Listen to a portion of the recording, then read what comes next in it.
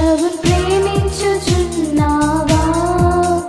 ప్రభుని ప్రేమించుచున్నావా? ప్రాణాత్మ శరీరములతో ప్రభుని ప్రేమించుచున్నావా? ప్రాణాత్మ శరీరములతో ప్రభుని ప్రేమించుచున్నావా?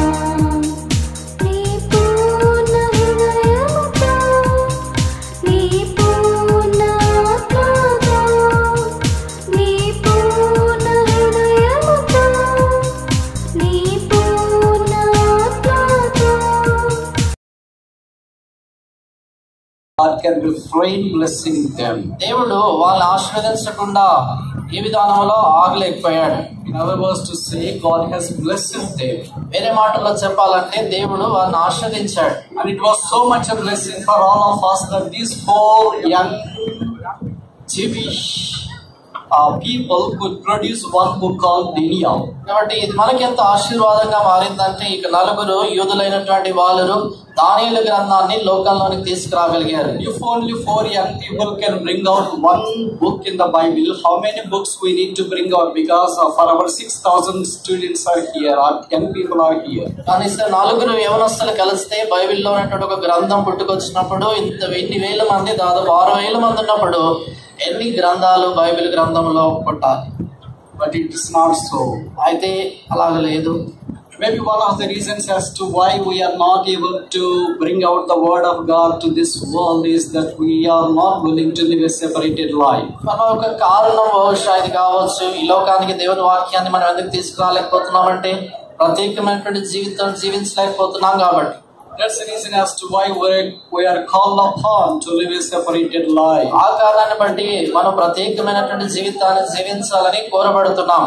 So we have started to glean some of the truths pertaining to this verse. అంచేత ఈ వచనానికి సంబంధించినటువంటి కొన్ని సత్యాలని పరగవేరుకోవడానికై మనం ప్రయత్నిస్తున్నాం. It's good that a man should hope in the Lord as he taketh the yoke of the Lord in his youth. యవన కాలమున ప్రభు కాడి మోయుట నరునికి మేలు. Because he is hoping in God. ఎందుకంటే తాను ప్రభువునందు నమ్మకం ఉంచేవాడు. His hope is not in the yoke. తన యొక్క నమ్మకము కాడి మీద కాదు. His hope is not in the city. తన యొక్క నమ్మకము పట్టణం మీద కాదు. But his hope is in the person called Lord. అయితే ఆయన నిరీక్షణ, ఆశ, నమ్మకం అంతా ప్రభువు అనే యేసుక్రీస్తు అన్న వ్యక్తి మీద ఉంది. So how can we hope in God? కాబట్టి దేవుని యందు మనం ఎలాగైనా నిరీక్షణ How ఉంచగలం? can I know more about Jesus Christ? యేసుక్రీస్తు ప్రభువుని గురించి మరి ఎక్కువగా నేను ఎలా తెలుసుకోగలను? What is the available resource for me to more about a person called Jesus Christ? యేసుక్రీస్తు ప్రభువు అనేటువంటి వ్యక్తిని గురించి నేను తెలుసుకోవడానికి అందుబాటులో ఉన్నటువంటి వనరులేంటి? It's the only one. That's called Bible. అదొకటే, ఇది దేవుని గ్రంథమైన Bible. Bible unlocks the person of Jesus Christ. Bible గ్రంథము యేసుక్రీస్తు ప్రభువు అనేటువంటి వ్యక్తిని మనకు బయలుపరుస్తుంది. It unleashes the personality of Jesus Christ. యేసుక్రీస్తు ప్రభువు యొక్క వ్యక్తిత్వాన్ని మనకు ప్రత్యక్షపరుస్తుంది. It unfolds the blessed person Jesus Christ. యేసుక్రీస్తు ప్రభువు అనేటువంటి ధన్యకరుడైన వ్యక్తిని మనకు తెరిచి చూపిస్తుంది. That's the reason as to why we need to take this yoke of scripture. అందుచేతనే లేఖనములని కాడిని మనం మోయవలసిన వారంగా ఉన్నాము. In the first session we were just talking about the yoke of sin yesterday. నిన్నటి దినాన మొదటి భాగంలో పాపం అనేటువంటి కాడిని గురించే చూసాం. And we had to take up the yoke of salvation because we need to disown that yoke of sin. ఆ పాపం అనేటువంటి కాడిని మనం వద్దని చెప్పి రక్షణ అనేటువంటి కాడిని మనం తీసుకోవాలని చెప్పాం. As soon as we are saved, we need to come to Him because He said to come to my yoke and learn of me, yoke of schooling. కాబట్టి రక్షణ పొందిన వెంటనే మనం యేసు ప్రభువు యొక్క కాడిని మోసుకోవాలి. ఎందుకంటే ఆయన చెప్పాడు, నా కాడి మీ మీద మోసుకుని నా యుద్ధం నేర్చుకున్నది అనేటువంటి పాఠశాలకు రావాలి. And today morning we were just considering as to how we can live a separated life, yoke of separation. ఈ ఉదయ కాలాన ఏ రీతిగా ప్రత్యేకమైన జీవితాన్ని జీవించాలని ప్రత్యేకత అనే కాడిని గురించి ధ్యానించాం. And this session we are going to dwell upon yoke of scriptures. ఈ భాగములో మనము లేఖనములనే కాడిని గురించి ధ్యానించబోతా ఉన్నాం. Matthew chapter 11 verse 30 says, my yoke is light Mattayi and it's not heavy. మత్తయి సువార్త 11వ అధ్యాయము 30వ వచనంలో నా కాడి సులువుగాను నా భారము తేలికగాను ఉన్నది అంటాడు. What is his yoke? ఏంటి ఆయన కాడి? What is that verse that is speak of? ఈ 11:30వ వచనం దేని గురించి When మాట్లాడుతుంది? John chapter 5 verse 3 says, my commandments or his commandments are not grievous, means his commandments, the yoke of his commandments are light. మొదటి యోహాను 5వ అధ్యాయం 3వ వచనంలో రాయబడింది, ఆయన ఆజ్ఞలు భారమైనవి కావు అంటే ఆయన ఆజ్ఞలు అనేటువంటి కాడి భారమైంది కాదని. So the old version or the old script says the yoke of the scriptures are not heavy. పాత మరి వర్షన్ లో లేఖనాలు ఏం రాయబడిందంటే ఆయన ఆజ్ఞలు అనేటువంటి కాడి భారమైనది కాదు. So every believer has to look to know word of God, to know the person called Jesus Christ. అత్యంత ప్రతి విశ్వాసి కూడా యేసుక్రీస్తు ప్రభువును తెలుసుకోవడం కొరకై లేఖనాలని తను పరిశోధించాల్సిందిగా ఉంది. Nowhere we can see the best portrait of the person of Jesus Christ other than in the scriptures. యేసుక్రీస్తు ప్రభు వారి యొక్క రూపాన్ని లేఖనాల్లో తప్ప మరి ఇంకెక్కడో కూడా అంత స్పష్టంగా మనం వివరించబడ్డాన్ని చిత్రీకరించబడ్డాన్ని చూడం. We have the manifold personality of Jesus Christ, express image of God is portrayed in the whole Bible. Bible అంతట్లో కూడా యేసుక్రీస్తు ప్రభు వారి నానా విధములైనటువంటి ఆయనకు గుణ లక్షణములు దైవ స్వభావం బైబిల్ అంతట్లో కూడా వర్ణించబడింది. So in the Old Testament he has been speaking to his prophets. పాత నిబంధనలో ఆయన తన ప్రవక్తల ద్వారా మాట్లాడుతూ వచ్చాడు. And Hebron chapter 1 verse 1 says he has been speaking in diverse manners in the dispensation that was in the Old Testament. అది Hebrew పత్రిక 1వ అధ్యాయం 1వ వచనములో ఆయన ఆ కాలంలో ఎంతో నానా విధములుగా ఆ ప్రవక్తల చేత మాట్లాడాడని రాయబడింది. There's a reason as to why Samuel says 1 chapter 3 verse 9, speak Lord for the servant heareth. ఆ కారణాన్ని బట్టి మొదటి సమయంలో 3వ అధ్యాయం 9వ వచనం అంటాడు, ప్రభువా నీ దాసుడు ఆలకించుచున్నాడు సెలవిమ్ము. So God was speaking to the people in the Old Testament dispensation. కాబట్టి పాత నిబంధన కాలంలో దేవుడు ప్రజల ద్వారా మాట్లాడుతూ వచ్చాడు. But in the New Testament dispensation, God wanted to talk to us through his son Jesus Christ. అయితే క్రొత్త నిబంధన కాలంలో దేవుడు తన కుమారుడైన యేసుక్రీస్తు ప్రభు ద్వారా మనతో మాట్లాడుకోరుతున్నాడు. So the whole Bible is nothing but a person called Jesus Christ. కాబట్టి బైబిల్ గ్రంథం అంతా కూడా మరొకటి కాదు కానీ యేసుక్రీస్తు ప్రభు అనేటువంటి వ్యక్తి. So how we can see Jesus in the Old Testament? కాబట్టి యేసు ప్రభు వారిని పాత నిబంధనలో మనం ఎలా చూడగలము? How we can see Jesus Christ in the New Testament? ఎలాగో యేసుక్రీస్తు ప్రభు వారిని క్రొత్త నిబంధనలో చూడగలము? In the Old Testament I can hear him.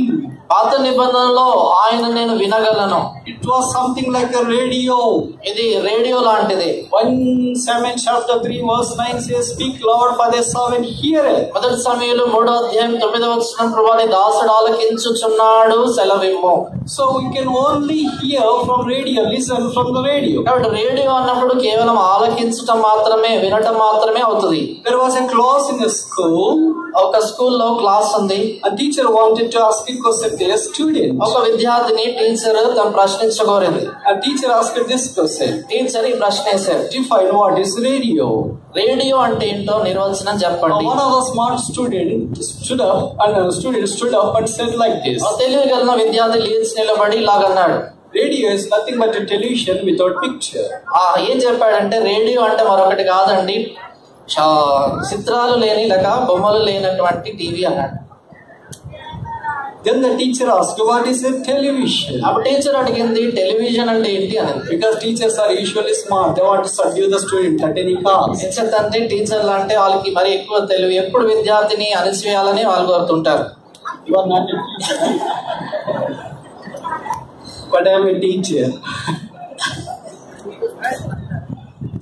So the teacher asked the student, then define what's a television. అప్పుడు టీచర్ అడిగింది ఏంటంటే ఏంటి టెలివిజన్ అంటే ఏంటో చెప్పాలి. Then the student said without any hesitation, television is nothing but a radio with a picture. అప్పుడు ఆయన చెప్పాడంటే టెలివిజన్ అంటే ఏంటో కాదు, బొమ్మలు ఉండే రేడియో అన్నాడు. Then what is the television and what is the TV? Both are same. Television ఏంటి, రేడియో ఏంటి, రెండు సమానమే కదా. TV, you see the picture with a voice.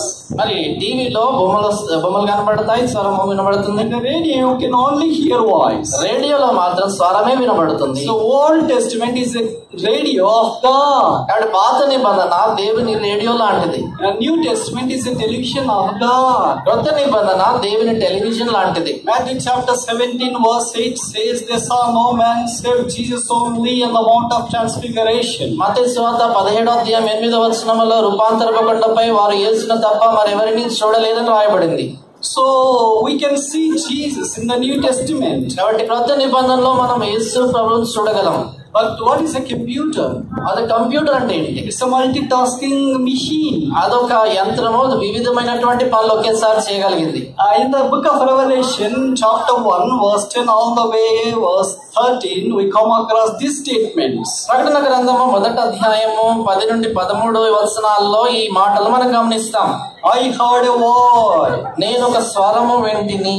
I started to rise. నేను తిరిగి తిని లేచి తిని. I saw the person who was walking among the golden candlesticks. ఆ సువర్ణ దీప స్తంభముల మధ్యలో సంచరించుచున్నటువంటి వారిని చూచి తిని. So there are 3 tasks there. కాబట్టి ఇక్కడ 3 సంగతులు లేక 3 పనులు చేస్తున్నాడు. One is listening, ఒకటి ఆలకించటము, the other is seeing, ఒకటి చూడటము, the third one is looking at a person or writing. మూడోదిగా రాయటం. So who will do this multitasking? కాబట్టి వివిధమైనటువంటి పనులు ఒకేసారి ఎవరు చేస్తారు? It's a computer. అదే computer. Now you tell me, are you a radio or a television or a computer? ఇప్పుడు మీరు చెప్పండి, మీరు రేడియోనా, టెలివిజనా, కంప్యూటరా? Or you are a smartphone? లేక స్మార్ట్ ఫోనా? If you are a radio, we are still in the Old Testament. మీరు radio అవుతే మీరు ఇంకా పాత నిబంధనలే ఉన్నారు. If you are a television with a flat screen and LCD or LED, whatever D it may be, you are in the New Testament. మీరు ఒకవేళ television అవి ఉంటే మీరు ఇంకా ఫ్లాట్ స్క్రీన్, ఎల్ఈడి, ఎల్సిడి ఏదైనా కూడా కొత్త నిబంధనలే ఉన్నారు. And then you are using a computer, you are almost landed in the last book, called the book of Revelation. మీరు కంప్యూటర్ వాడుతున్నట్లు అవుతే చివరి పుస్తకం అంటే ప్రకటన గ్రంథంలోకి వచ్చేసారని అర్థం. But although you see the picture in the television, but you need a voice too. అదే television లో, టీవీలో బొమ్మలు వస్తాయి, అదే సమయంలో స్వరము వినబడుతుంది. Imagine if you see only picture there in the television and no voice there. ఒకసారి అనుకోండి, ఆ బొమ్మలు అన్ని కనబడతా ఉన్నాయి కానీ టెలివిజన్ లో స్వరం వినబడట్లేదు, శబ్దాలు వినబడట్లేదు. It's very bad. You can't understand anything and you will get bored out. అది అలా చూస్తా ఉంటే అది మనకి అర్థం కాదు, చూడడానికి ఇష్టం అనిపించదు. But the word of God is always speaks to us to see the person Jesus Christ concealed in the scriptures. అది దేవుని యొక్క వాక్యము, దేవుని లేఖనాల్లో గుప్తమైనటువంటి యేసుక్రీస్తు ప్రభువారిని మనకు బయలుపరిచేటువంటిదిగా ఉంది. Of all the scriptural portion, Psalm 119 is considered to be the most vital psalm as far as the word of God is concerned. దేవుని యొక్క వాక్యానికి సంబంధించి దేవుని వాక్యం అంతట్లో కూడా కీర్తన 119 చాలా ప్రాముఖ్యమైనటువంటి భాగముగా లేక కీర్తనగా ఎంచబడుతుంది. Undoubtedly it was considered to be, or it is considered to be, the longest chapter in the whole Bible. నిస్సందేహంగా బైబిల్ అంతట్లో కూడా అతి పొడవాటి అది గ్రంథం అధ్యాయంగా ఇది ఉంది. It's good to know that it is the longest chapter. ఇది అన్నిటికంటే పొడగాటి పెద్ద అధ్యాయం అని మీరు తెలుసుకోవటం మంచిది. Now may I ask you a simple question? ఇప్పుడు ఒక సామాన్యమైన ప్రశ్న మిమ్మల్ని వేస్తాను. అడగొచ్చా? వేస్తానంటే వాళ్ళు ఫీల్ అయిపోతారు. What is the shortest verse in the Bible? బైబిల్లో అన్నిటిలో చిన్న వచనం.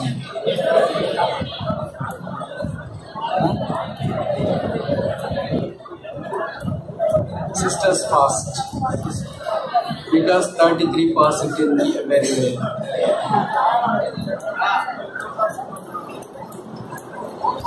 John 11:35. What does it say? యోహాను 11:35. Jesus wept. Brothers, is the same one? Is it the shortest in all the languages? అన్ని భాషల్లో ఇదే చిన్న వచనమా? యోహాను 11:35. Please accept my apologies. I want to divert your choice. అయితే క్షమించండి, మీ చెప్పేదాన్ని వేరే వైపు తీసుకెళ్ళకపోతున్నాను. Okay, turn with me to book of Job chapter 3 verse 2. చూడండి, యోబు గ్రంథం 3వ అధ్యాయం 2వ వచనం. యోబు 3:2. యోబు ఇలాగూ అనేను. How many letters are there? ఎన్ని పదాలు ఉన్నాయి దీంట్లో? 8. యేసు కన్నీళ్లు విడిచేది ఎన్ని పదాలు? యేసు కన్నీళ్లు విడిచి ఉన్నాయి ఇక్కడ. So in English, the shortest verse is Jesus wept, John 11:35. But in Telugu, Job chapter 3 verse 2. యోబు ఇలాగు అనేను. ఇంగ్లీష్ లో యోహాను సువార్త 11:35 జీసస్ వెప్ట్ అనేటువంటిది చిన్న వచనము. తెలుగులోకి వచ్చేసరికి యోబు 3:2 యోబు ఇలాగు అనేను అనేది చిన్న వచనం. It is tough for you to digest this. ఇది జీర్ణం చేసుకోవడానికి మీకు కొద్ది కష్టం. Because it is very tough and hard to kill the habits. We are so habituated to well out saying John 11:35, Jesus wept, Jesus wept. Although we do not. ఒకసారి అలవాటు అయిపోయింది, విడిచిపెట్టుకోవాలంటే చాలా ఇష్టం, చాలా కష్టము. చాలా సార్లు ఇదే చెప్తా ఉంటాం వచనం, యేసు కన్నీళ్లు విడిచిన. మనం మాత్రం దూడలేదు. యేసు యోబు ఇలాగు అనేను. యోబు ఇలాగు అనేను. I do believe that this is the shortest verse in Telugu. తెలుగులో ఇది అన్నిటిలో చిన్న వచనం అని నేను నమ్ముతున్నాను. Then having known this is the shortest verse, and we know the biggest or longest chapter called Psalm 119. మనకు అన్నిట్లో చిన్న వచనం తెలుసు. బైబిల్ అంతట్లో అన్నిటికన్నా పెద్ద అధ్యాయంగా కీర్తన 119ని కూడా మనం ఎరుగుదాం. About the attribution of the authorship of Psalm 119, there are different of thoughts. కీర్తన 119 ఎవరు రాశారనే దాని గురించి వేరు వేరు తలంపులు ఉన్నాయి. There are two different schools of thought. రెండు వేరు వేరు మరి అభిప్రాయాలు ఉన్నాయి. One school believes that this was written by David. ఒకరు ఏం నమ్ముతారంటే ఇది దావీదు రాశారనేటువంటి ఒక అభిప్రాయం ఉంది మామూలుగా. The other school of thought believes that it was not written by David, but it was written by Ezra or Edom or Hezekiah or some other anonymous writer. మరొక గుంపు వారి యొక్క అభిప్రాయం ఏంటంటే ఇది దావీదు రాయలేదు కానీ ఎజ్రా లేకపోతే హిజ్కియా ఇలాంటి వాళ్ళు రాస్తుంటారు, తెలియని వారు అని అంటారు.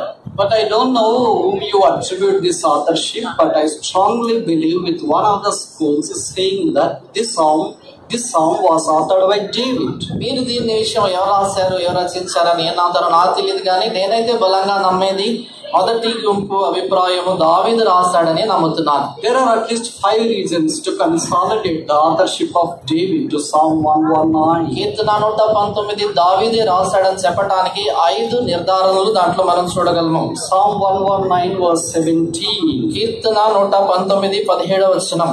Psalm 119 verse 17. Keerthana 119 17. Verse 17 says, "Deal bountifully with thy servant, that I may live and keep thy word." 17వ వచనం, నీ సేవకుడనైన నేను బ్రతుకున్నట్లు నా ఎడల నీ దయారసము చూపుము, నీ వాక్యమును బట్టి నేను నడుచుకొనుచుందును. This is a fabulous statement in Telugu. ఈ తెలుగులో చాలా చక్కని మాట కనబడతాం. నా ఎడల నీ దయారసము చూపు. What a word I like, the sweetness of Telugu. నా ఎడల నీ దయారసము చూపుము. అందుకే నాకు తెలుగు అంటే అంత ఇష్టం, చాలా మధురమైన భాష. బ్రదర్ కన్నా ఇద్దరికి. So దయారసము, deal bountifully with thy servant. దయారసము, నీ యొక్క దాసుని ఎడల నీ దయారసము చూపుము. These are the patent words of David. You cannot deny the authorship of David any reason, because there is a strong reason saying that deal bountifully with thy servant. కాబట్టి ఇక్కడ ఇవి దావీదు రాసినటువంటి మాటలే అని ఖచ్చితంగా చెప్పవచ్చు. నీ నా ఎడల నీ దయారసము చూపుము అని దావీదు వాడే పదాలు. నీ సేవకుని ఎడల. The word thy servant is one of the patent words of David. సేవకుడు అనేటువంటి ఈ మాట దావీదు. నీ సేవకుడు అనే మాట దావీదే తరచుగా వాడుతూ ఉంటాడు. He has used more than 30 times in the documentation of the scripture. లేఖనాల్లో కనీసం 30 పర్యాయాలు నీ సేవకుడు అనే మాట తాను ఉపయోగించాడు. Nobody has guts to use this word like David. దావీదు వలె ఈ మాటలు ఉపయోగించడానికి ఎవరు ధైర్యం చేయలేదు. And of all that more than 30 times, 13 times are written in Psalm 119.